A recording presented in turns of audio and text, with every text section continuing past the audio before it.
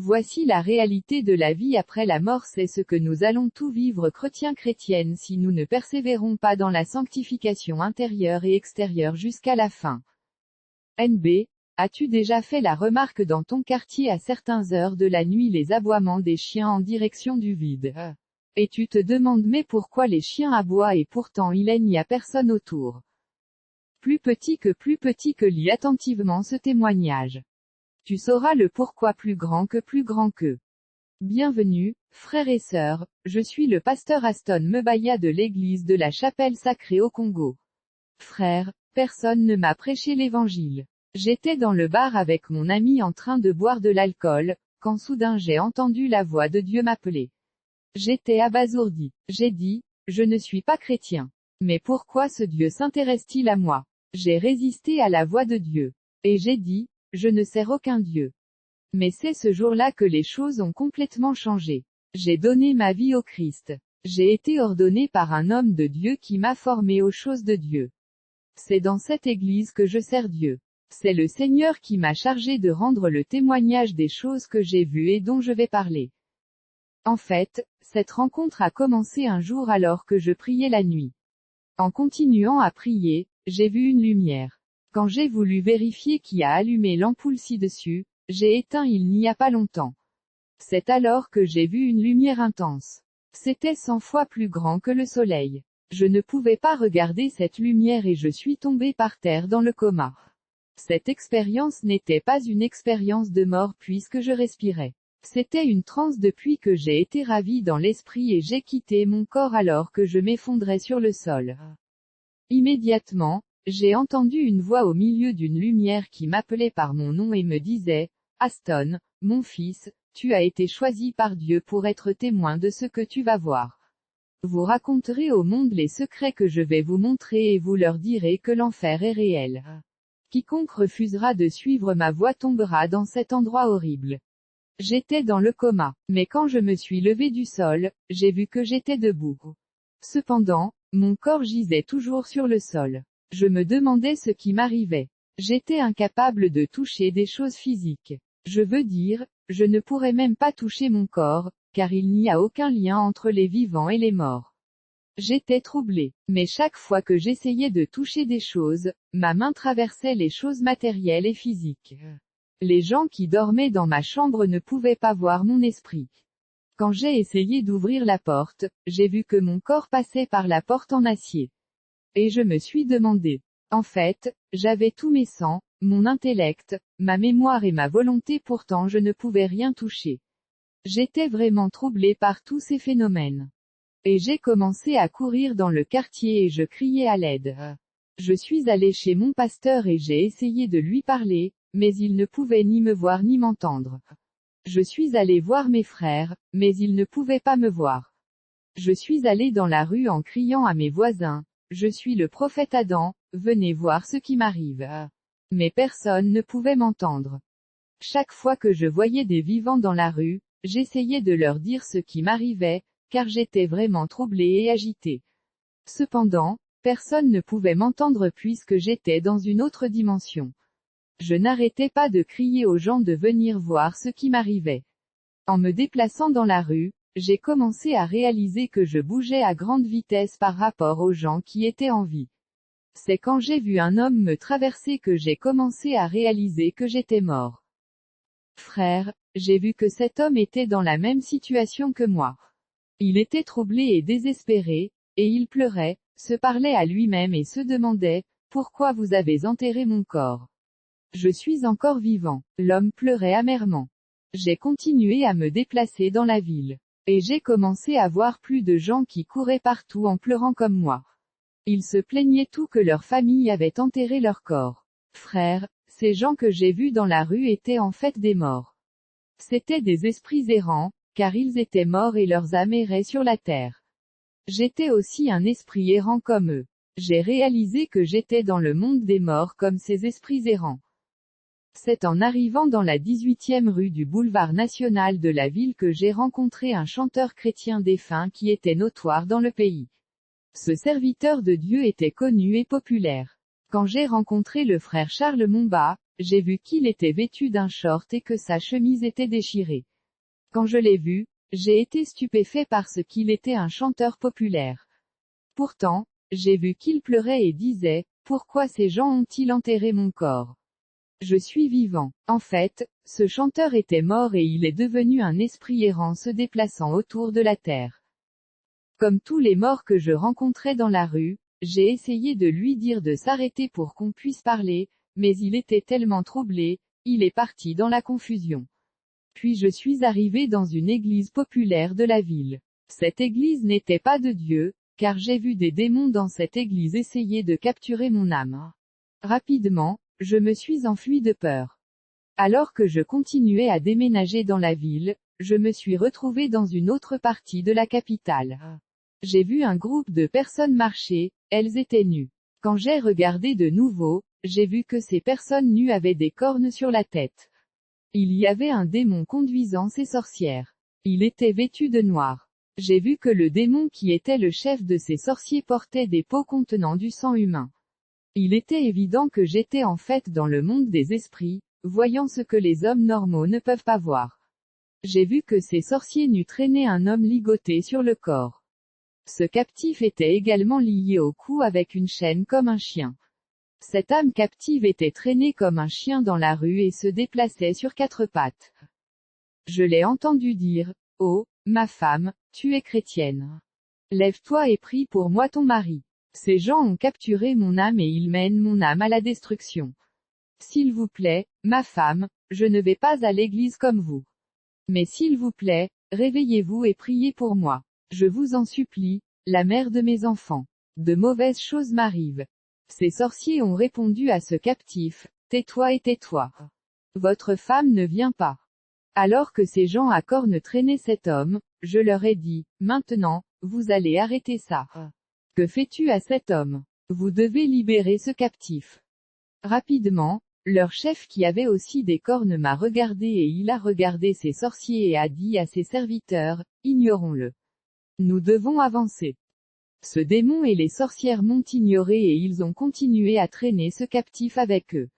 Au fur et à mesure qu'ils avancent, j'ai décidé de les suivre.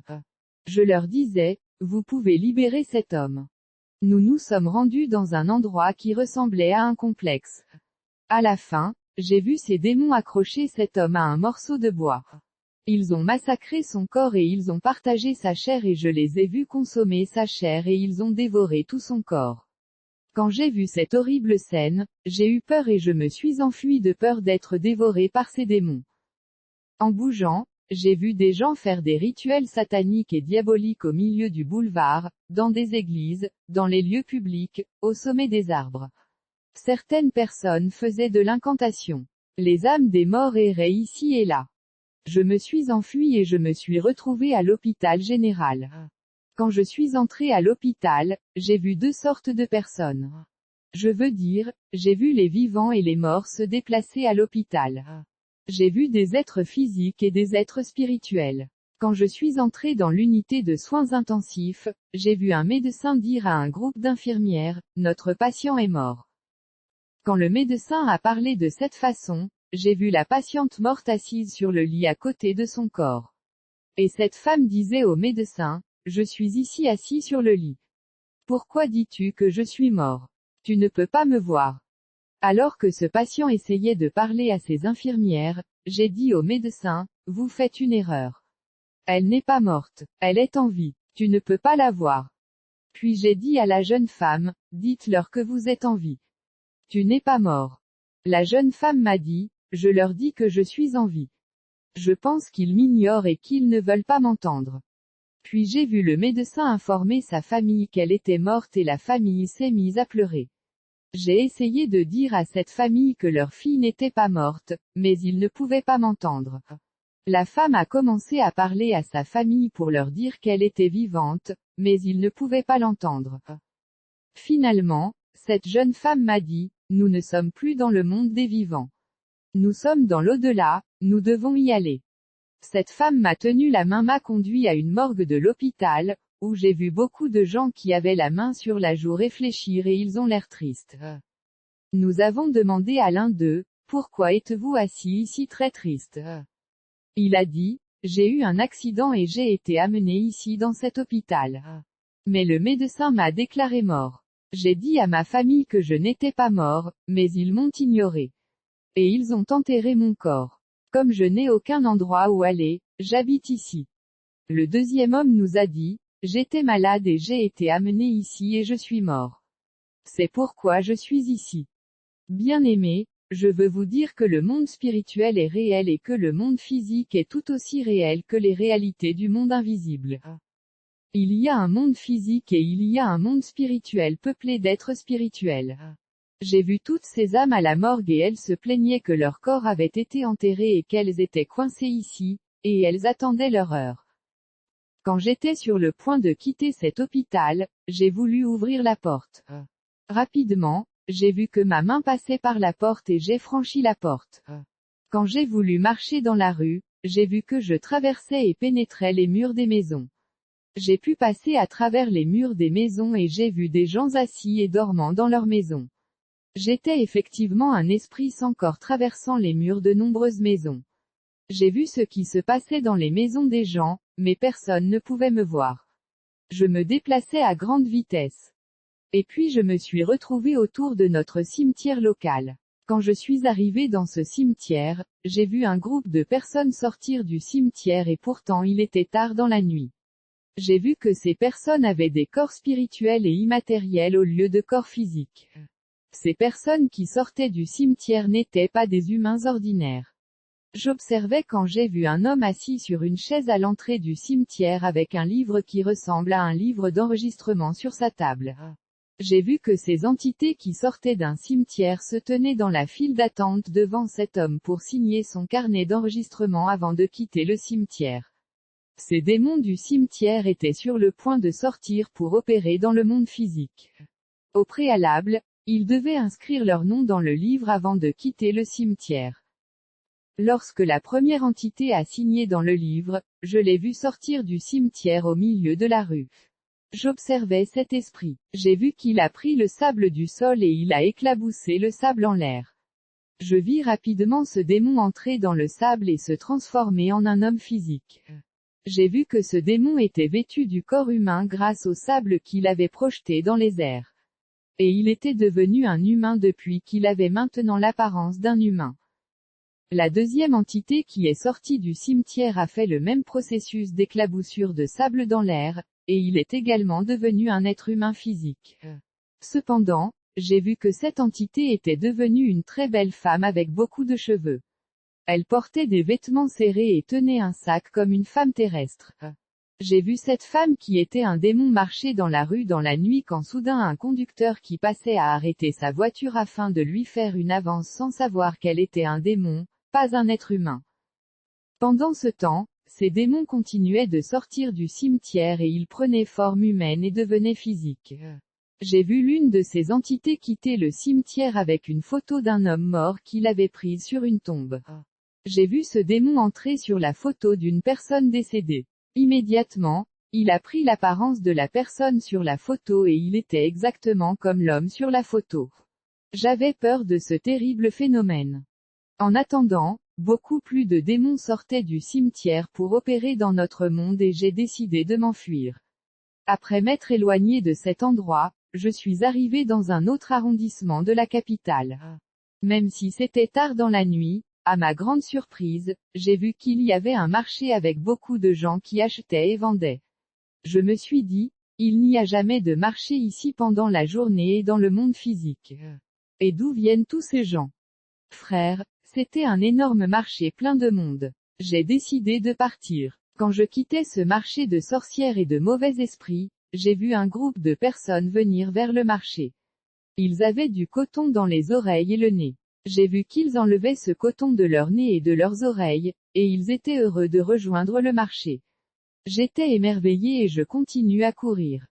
Je pleurais et disais, qu'est-ce qui m'arrive? J'ai couru toute la nuit dans la ville. J'ai vu des célébrités et des gens populaires qui étaient déjà morts.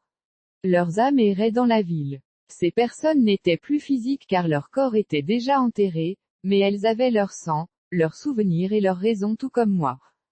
Après avoir couru partout dans la ville, j'étais tellement fatigué que j'ai prié. J'ai dit, Seigneur, si seulement je te sers jamais, sauve-moi. Quand j'ai fait cette prière, rapidement, une lumière est descendue du ciel. Et j'ai entendu une voix dans cette lumière qui m'est venue. La voix m'a dit, mon fils, ne crains pas, car tu es choisi par Dieu pour être témoin des choses que tu verras. Et nous voyagerons en enfer pour que vous puissiez dire au monde que l'enfer est réel, le jugement est réel et le pouvoir satanique est réel. Ceux qui rejettent mes voix tomberont dans cet endroit effrayant appelé l'enfer. Il y a grâce pour que les vivants soient sauvés. Mais il n'y a plus de chance pour ceux qui sont morts. Le Seigneur m'a pris la main et a dit, nous devons maintenant voyager, et il m'a emmené sur une haute montagne où il y avait 2 chaises. J'ai vu que le Seigneur portait un vêtement blanc et une ceinture dorée portant l'inscription Roi des rois et Seigneur des seigneurs. Sur sa couronne, il était écrit, le Seigneur Jésus-Christ. Son corps était transparent et doré. Je pouvais le voir dans toutes les dimensions. Le Seigneur n'était ni blanc ni noir, mais or et brillant. Il y avait du sang dans les trous de sa main. Le Seigneur m'a montré la terre qui était dans les ténèbres. Il m'a demandé, mon fils, qu'est-ce que tu vois? J'ai dit, je ne vois rien. Il a ensuite retiré une pierre blanche de son vêtement et l'a mise sur mes yeux. C'est alors que j'ai pu voir les nations du monde. J'ai vu des hommes et des animaux. J'ai vu l'esprit des hommes et le cœur des hommes. J'ai vu beaucoup de gens se rendre au cimetière pour enterrer leurs proches. Mais j'ai vu les âmes de leurs proches au-dessus du cercueil les suivre. Ces personnes qui étaient mortes essayaient de parler à leurs proches, afin de leur dire qu'ils étaient vivants mais que les vivants ne pouvaient pas entrer et communiquer parmi les âmes des hommes morts et errants sur la terre. J'ai vu un homme qui était mort sur terre. J'ai vu que cet homme avait des chaînes sur son corps. Il y avait des chaînes sur son cou, ses jambes et ses pieds, et j'ai vu des gens vêtus de noir. Ces gens traînaient cet homme enchaîné comme un chien. J'ai dit, Seigneur, pourquoi ces hommes traînent-ils cet individu comme un animal?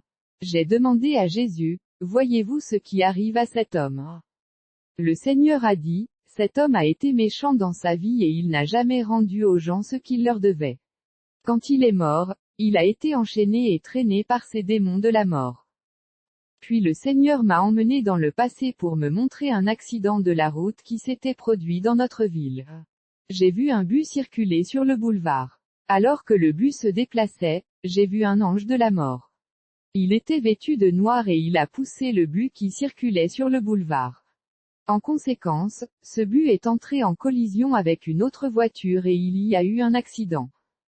Quand j'ai vu cet accident, j'ai dit, Seigneur, j'ai regardé cet accident dans le passé à la télévision nationale. Le Seigneur a dit, mon fils, je t'ai ramené dans le passé pour que tu puisses voir ce qui s'est passé ce jour-là de l'accident. Quand cet accident s'est produit, j'ai vu les âmes des morts autour de ce bus se plaindre de leur mort. Ces personnes avaient la forme de leur corps qui avait subi un traumatisme contondant lors de l'accident. Ils avaient la forme de corps déchirés et mutilés à cause de l'accident. Jésus a dit, ces gens n'ont pas donné leur vie à Dieu. C'est pourquoi ils se plaignent. Vous allez dire aux gens du monde qu'il n'y a que 2 univers après la mort, qui sont l'enfer et le paradis de Dieu. Ce sont les destinations des gens. Le Seigneur a dit, sur la terre, les méchants et les saints vivent ensemble. Mais après la mort, les méchants seront conduits à la demeure des morts et le saint habitera dans le paradis de Dieu. Il n'y a pas de juste milieu. Quand les âmes des morts regardaient leur corps dans cet accident, j'ai vu un véhicule infernal de l'enfer avec 12 esprits impurs à l'intérieur. Les démons à l'intérieur de ce véhicule de l'enfer étaient vêtus de gris et avaient des couronnes noires. J'ai vu qu'ils avaient des pots de sang avec eux. À l'intérieur de ce véhicule, je pouvais entendre la musique profane de la terre jouer. J'ai entendu le chef de ces démons leur ordonner de collecter du sang humain dans leur peau et de capturer les âmes de ces gens qui étaient morts. Ces démons sont venus d'un monde de Satan fonctionnant avec du sang humain et partout où le sang humain a été répandu sur la terre, ils viennent le collecter. Lorsqu'ils collectent du sang humain, la vie des gens se raccourcit. Ces démons se rendent souvent dans différents hôpitaux pour collecter du sang, car l'hôpital est un lieu d'approvisionnement en sang. Ce véhicule dégageait une énergie diabolique et maudite. Lorsque le véhicule infernal a atterri sur le site de l'accident, j'ai vu ces démons avec leur peau, collecter du sang humain qui s'était répandu dans ce but. Ils ont pris des âmes et ont laissé d'autres âmes derrière eux. Le Seigneur a dit, ce qui reste par ces démons sont des gens qui sont morts avant le temps fixé par Dieu. Ceux qui sont morts dans la volonté de Dieu comme prévu ont été emmenés dans la demeure des morts. Lorsque les gens meurent avant l'heure, ils erreront sur la terre jusqu'à ce qu'ils atteignent l'heure fixée par Dieu. C'est pourquoi il y a tant d'esprits errants sur terre. Ils ne peuvent pas aller à la demeure des morts avant d'avoir atteint le nombre d'années que Dieu leur a donné. Aston Adam Mebaya. Plus petit que retenons une chose frères et sœurs en Christ, la vie chrétienne n'est pas un jeu mais un vrai combat et tous ceux qui la négligent ou la prennent à la légère le regretteront amèrement. Plus grand que. Trompette. Jesus revient maintenant pour prendre ses vrais ELUS trompette.